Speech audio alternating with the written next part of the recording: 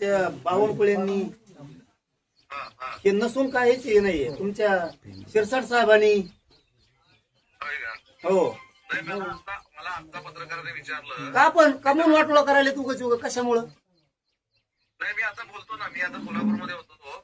मी आता संध्याकाळी गेल्यानंतर मी आता शिंदे साहेब अरे आम्ही शिंदे साहेबासाठी इतक्या खस्ता खातो आणि तुमच्या तिथं बैठका होत्या तुमच्या नेत्याच्या संभाजीनगरला माझ्या विरोधात आंदोलन करायसाठी आहे का नाही.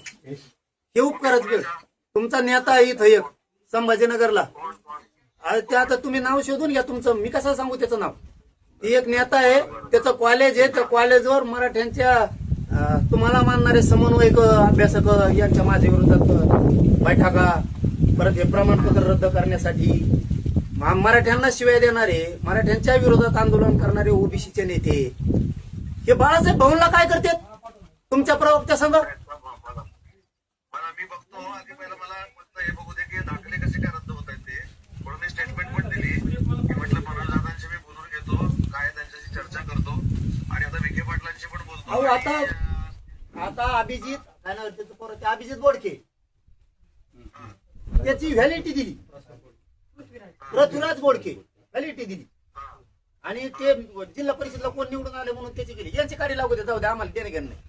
पण ती रद्द केल्यामुळे गैरसमज किती चालला राज्यात.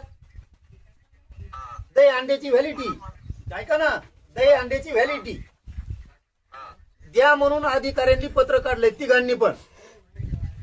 कोण वंशवळ काय जात पडताळणी समितीनं